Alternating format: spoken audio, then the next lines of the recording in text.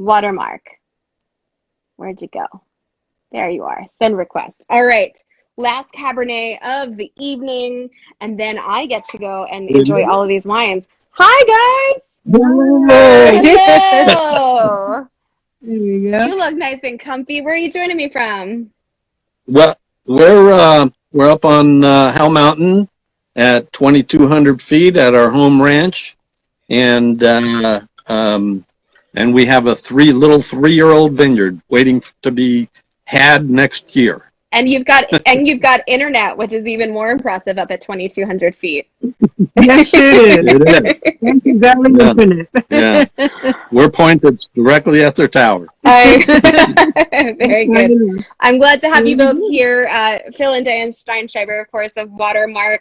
Phil, you had such a legacy over on a different mountain prior to WaterMark. But this is your own project here. This is 2017. I know that it's just saying Napa Valley Cabernet Sauvignon, but can you tell me a little bit about this wine as I get in my glass? Sure. 2017 Napa Valley. Believe it or not, I had to reject all the grapes that I had contracted for in 17. And I was lucky enough to find some. I was scrambling to find some grapes. And I had to reject my Mount Veters because it was a problem with the fire. And I found at Coletto's estate some fruit that I was able to purchase. And since that time, and I love the grapes, and since that time, we've been purchasing grapes from them. And this Friday, we're going to be picking. Fantastic. So we're excited. Fantastic. Yeah. And then eventually you will be picking from your own vineyard where you are now, this 3-acre parcel? Next year, we'll be picking for the first time. Yes. Yeah, we're very excited about that because I used to have a Hal Mountain program from grapes I had purchased. But now we have our own estate, and it's going to be called Corey Lawn Vineyards. So we're quite happy with it. Corey Lawn. Corey Lawn. What does that mean? Well, you can explain it, honey. Well, Phil and I got married in 2011, and he had one son and I had one daughter. My daughter's name is Corina.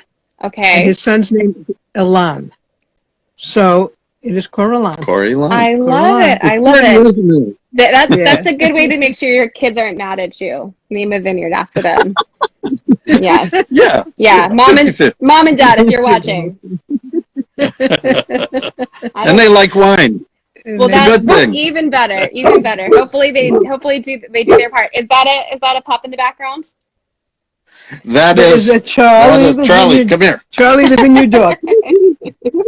He's our vineyard dog. He's a doodle. He's chasing the bear away. He's chasing the bear away because we have a bear on the property. Oh, yeah. All right. I was just in Aspen and I saw nothing but like beware of the bear signs, and I was like, I don't know if this is the right place for me. I like wine. 2017. 2017 WaterMark. What was the reason you chose this as the wine for Open to Cellar? Want me to tell? Yeah. Okay. Sure. Okay. Well, it was interesting in that we found ourselves without fruit in 2017, and we had to scramble. And it was actually, in a way, kind of fortunate. Right. Because in our scrambling, we found some really beautiful fruit. Really nice fruit. And we're pretty excited about it. And hopefully we'll be able to retain getting some of it till our estate grown comes in. But we'd like to keep this as well. Yeah, I'd say, my professional opinion, not that anyone's asking, but this is a darn good wine.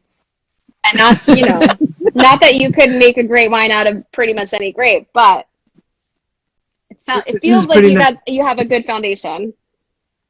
Yeah. Well, as you know, I was at Diamond Creek Vineyards for 30 years. Oh, yes. And I just retired at the end of last year. Well, which was a good time because of COVID and all that. Yeah. So it was time. And we love this project. We've had this project since 2004. So it's been around for quite a while. And WaterMark project. And we're really happy with it, and Diane likes selling it. Even better. We all play our roles. Even better. It's soft, it's supple, but it's got so much intensity. And we talked about intensity with the Atlas Peak wine with Victoria, but this really leans into something that's a little rounder, a little softer. This is very, very approachable, despite it being young. And I did not decant this. I just gave it a little open and poured it in my glass. But you know, the wines of Diamond Creek, and I know the style there, they're wines that could have aged for forever and ever and ever, I assume.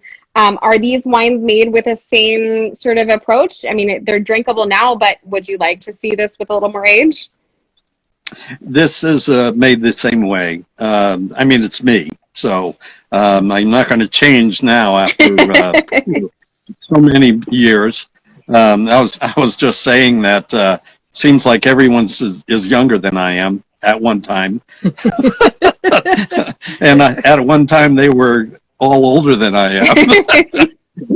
So it happens. So we're really, you know, we're it's all made in the same way. Most of it is punched down. I do all the similar things that were done at Diamond Creek. So it should be my brand. Yeah. You know, my stamp of approval. So. Can I Yes. expound? Yes, okay. So, you know, I think one of the things that Phil does is it goes for mouthfeel. Yeah. It's a very, I guess, sensual kind of creamy but powerful mouthfeel. Yeah. And also, when he says he does the same things, he means things like, 100% new French oak, cold pressed fruit for 22 months. Wow. Yeah, all the things we want to hear of a quality wine that's age-worthy, of course. Yes, I think you're right. Mouthfeel, texture. I mean, this is a wine that really kind of coats your mouth. It feels great. It's a little silky, but it's not, it's certainly not an empty wine. I think sometimes you don't always have that combination of great intensity and great mouthfeel and great structure at the same time. This is a wine that really, really goes for the long haul, and I would be very interested to see this in about 20 years. I'm sure. I'm sure being up on Howell Mountain at 2,200 feet of elevation comes with its own set of limitations. So you're probably not getting down to the valley floor for coffee. So tell me about your mornings during harvest. Is it? Well, right now I'm actually consulting for another winery, okay. which Sherwin Family Vineyards, a great winery. Yep. And they were harvesting this morning. So I ran over there and we did some harvest. So I do get down in the valley, usually daily. All right.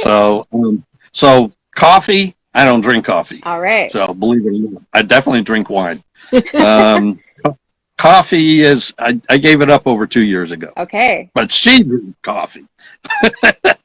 And she makes a great cup of coffee. I mean, you put a spoon in it and it will stand up. So, yeah. Phil, do you have a favorite breakfast treat during harvest? Or are you like a breakfast burrito from Via Corona? Do you hit station? Or are you like, I don't do breakfast? I like eggs. Eggs. All right. Bacon, sausage, muffins. He likes to fry a lot of onions. A lot of onions. I do that. Put a little egg in there. Yeah. All right. Lucky you, Diane. Yeah. She gets some. Yeah, I eat my cornflakes. Yeah. She's cornflakes with yogurt. Yum, yum. Weird, but I like it. All right. Hopefully not with mine. Well, so much still going on during harvest. I assume you have a little ways to go before the end. This, for me, it's just the beginning. Yeah. We're just starting it. And Friday, like I said, Friday we'll be harvesting our own fruit. And I'm pretty excited about that. I'll be making it up at some of it here and some up at another winery. All right. So, yeah, it should come out beautifully. And the grapes are just so good this year. Yeah. I just really love it. I've been out in the vineyards and the fruit is just amazing. It's one of the better years, at least I think it is. And I'm excited about it. I think there's a lot to be excited about. I'm tasting the grapes too. Of course, I don't know what happens as far as winemaking, but they taste very good on my walks. The 2017 WaterMark Napa Valley Cabernet Sauvignon is available on open to cellar. Grab yourself whatever you love cab with. There's a million things to eat with this wine, though you certainly don't need food. Thank you so much for being here. I'm going to say goodbye to you, and we are going to wrap up this little live stream. Thank you so much to Phil and Diane. Thank you. We'll see you soon. Thank you so much to everyone who joined us.